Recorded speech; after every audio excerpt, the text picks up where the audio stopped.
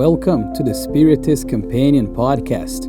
My name is Yuri Castro, and I'll be your companion on this journey where we study, reflect, and put Spiritist teachings into practice. Every Monday we have a new episode, and if you like it, please subscribe and please share this episode with someone else as well, so we can spread the seeds of light together. Today we will reflect on a theme that appears simple at first glance perhaps, but is profoundly transformative when truly lived: the indulgence toward the imperfections of others.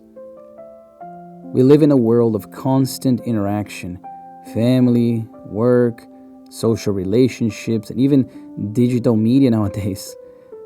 And the question that accompanies us are, how should we deal with the mistakes of others? How far does tolerance actually go? Is indulgence the same as complacency? And does Spiritism ask us to accept everything? Let us walk together through these reflections, my dear friends. The theme of indulgence is addressed directly by Allan Kardec, the codifier of Spiritism, in his book, The Gospel According to Spiritism, which is a book published in 1864. On chapter 10, which is titled Blessed Are the Merciful, based on the Sermon of the Mount, in which Jesus said, Blessed are the merciful, he will bring back that passage that we find in Matthew, where Jesus says, For if you forgive others their trespasses, your heavenly Father will also forgive you. Here we start to understand how indulgence and forgiveness go hand in hand, because mercy is not limited to formal forgiveness, but is manifested primarily in the way we judge our neighbor. And it is at that point that indulgence emerges. But what is indulgence according to Spiritism?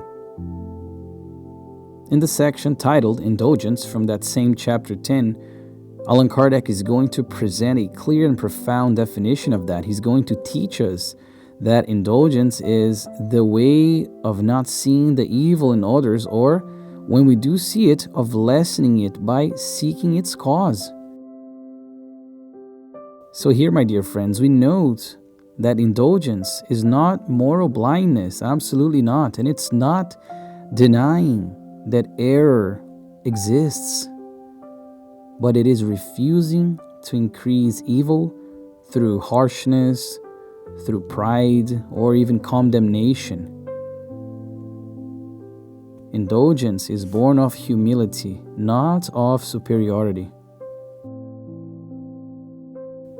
Therefore, we must self-examine, because in the Gospel according to Spiritism, we see that the person who seeks out the faults of others almost always show little indulgence toward them, because he himself feels the need of indulgence. We must recognize that a lot of the times we are severe with others because we want to feel quote-unquote morally superior, or we project onto others what we do not accept in ourselves.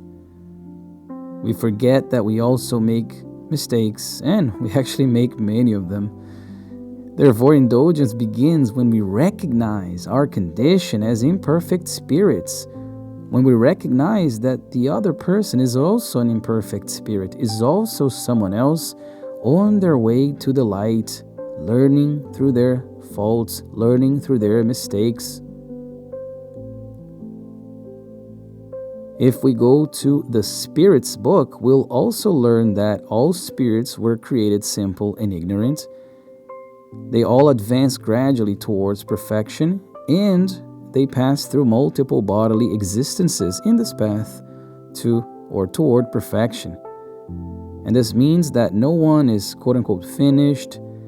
No one has completed their journey yet, nobody here on earth at least. Each one stands at a different point on the evolutionary scale. So to be indulgent is to respect another's time of maturation even. Demanding immediate perfection is to misunderstand the law of progress. And in here lies an essential point, because Spiritism does not teach that we should accept injustice or remain silent in the face of evil, support harmful behavior, or give up discernment. Evil must be opposed, error can be corrected, and fraternal guidance is legitimate. What changes is the manner. Because with indulgence, we correct without humiliating, we guide without aggressive behavior, we warn without condemning, and we educate without wounding. Jesus condemned evil, didn't he? Expel those merchants at the temple. He was very firm when doing so. We must not turn a blind eye to evil or to anything that we see that is unfair, unjust, and must be corrected. In that same chapter 10, Allan Kardec is going to warn us that those who concern themselves with censuring others show that they are more imperfect than those they criticize. So judging with severity, my dear friends, is a subtle form of pride. Before pointing out the faults of others, Spiritism invites us to ask ourselves, what if I were in the same circumstance? What if I had that same story as that person? What if I were at the same level of evolution? We barely know what we did or what happened to us in a previous life. How can we judge others? We don't know their trajectory. It's with this empathy, or we can say even spiritual empathy, that indulgence is born. But how can we apply these teachings in our day-to-day?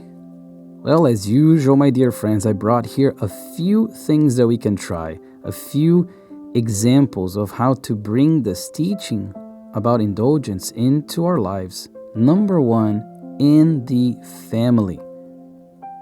We know that the family is the first field of trials. We actually had more than one episode before about the family, about this school of the soul. In our families, we learn to live with differing opinions, with habits that bother us, with repeated shortcomings, and understanding as well that if we are here, there's a purpose behind that.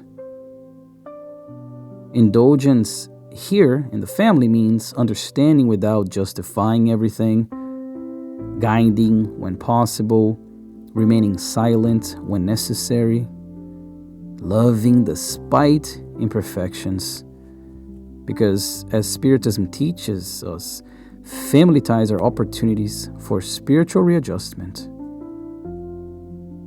We can also practice indulgence in the workplace, because mistakes happen, people fail. So to be indulgent there is to avoid humiliation, avoid exposing the other person, and avoid spreading destructive criticism.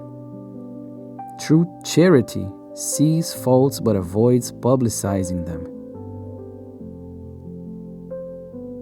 Number 3, with those who have hurt us. Yes, perhaps this is one of the greatest trials, because indulgence does not require forced coexistence, but it does require freeing oneself from hatred, refusing the desire for revenge, and instead wishing for the other person's progress. To forgive is to free oneself, as we've already discussed also in another episode of this podcast. And number 4, bringing this to a day-to-day and to our current reality, being indulgent on social media, especially with divergent opinions. It has never been easier to judge. Indulgence in this area means not attacking the other person, not mocking, not dehumanizing those who think differently. Always remember, an opinion does not define the absolute moral worth of a spirit. Wherever we look, wherever we study, we will see that indulgence begins within us. Indulgence toward the faults of others is the surest sign of moral elevation, but it only becomes real when we are indulgent with ourselves without becoming complacent, when we recognize our own imperfections, when we work daily on this inner reform. Those who know themselves better, they judge less. As we learn with Jesus, it's very easy to see others' faults, but it's very hard to see the ones that we carry. My dear friends, to be indulgent is not to be weak, it is to be conscious. It is not to close our eyes to error, but to open our hearts to understanding. It is not abandoning justice, but tempering it with mercy. May we remember every day that we are learning, we are walking, we are in the process of our own evolution. And may we, when looking at the imperfections of others, see them not as reasons for condemnation, but as invitations to charity.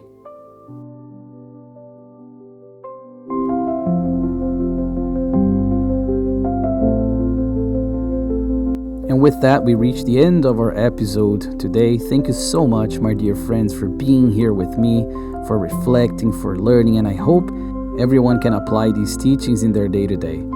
And as usual, if this message touched your heart, share it with someone who needs more understanding or who needs to learn how to understand as well. And as usual, please help us by subscribing to the channel, by following our pages, and I wish everyone to remain in peace, to walk with serenity, and keep moving forward one step at a time under the light of the gospel. With fraternal love, your Spiritist companion.